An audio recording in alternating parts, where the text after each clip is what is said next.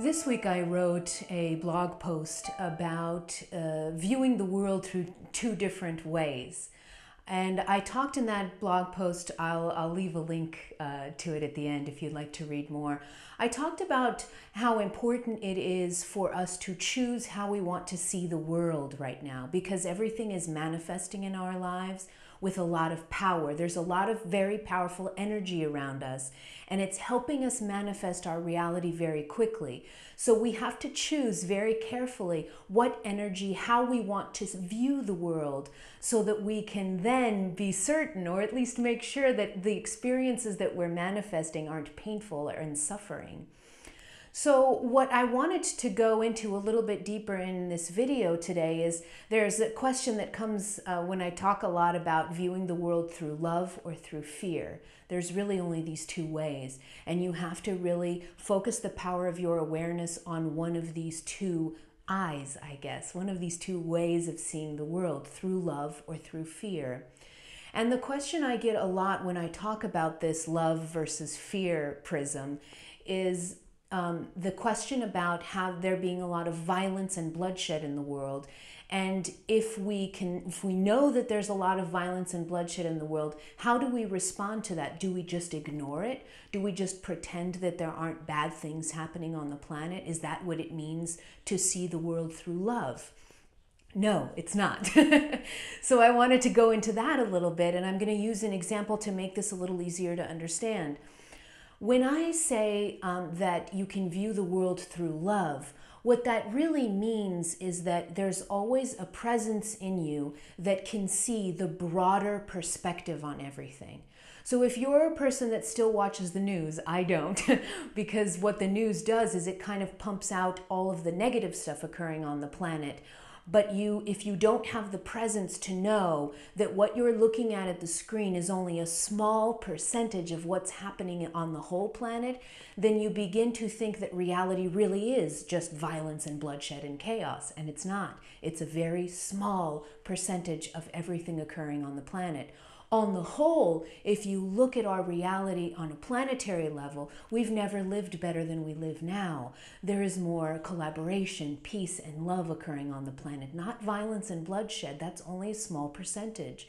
So if you have the presence in you to see this broader picture, this is what it means to start seeing the world with love. You're not constantly looking at the negative aspects or the bad. That's what the eyes of fear see. When you look at the world through fear, you're always seeing something wrong with it. There's always something to be fixed.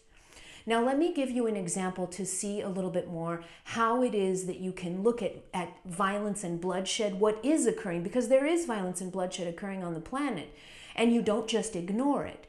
But I'll give you an example that talks about how you can respond to it differently. So suppose you have a friend of yours that comes up to you and they're really angry at you. And let's say they come to you and they start shouting at you. They're so angry at something that you did. It doesn't matter what. Now, this has probably occurred to you. What happens if you respond to your friend's shouting with anger? What happens? You escalate the situation, right? If you bring an energy of anger into the energy that someone else is emanating, you escalate the situation. But if you say to the person, if you have the presence in you to say, I'm sorry, I didn't mean to hurt you. I didn't mean to do this. What happens? What happens if you throw love into the soup, into the energetic soup? You immediately deflate your friend's anger. And I'm sure that you've been through one of these situations before, where if you respond in anger, the situation escalates. If you respond in love, the situation de-escalates. Now let's take this example and apply it to the violence and bloodshed that is occurring on the planet. Suppose you're watching the news and another catastrophe has happened somewhere across the globe. Now, suppose you respond, this is what it looks like to respond in fear. You look at the screen and you say, those bastards, I hope they all burn in hell. This is emanating fear. This is emanating anger. And you're doing, in essence, the same thing that you would be doing if your friend were shouting in front of you. That energy that you are giving to that situation is helping escalate it, not de-escalate it. Now, suppose you look at the screen, you see whatever particular instance of violence that you see on the news, and let's say you breathe deeply and you say, "May the universe bathe you and everyone involved in this situation with unconditional love." Do you see the difference?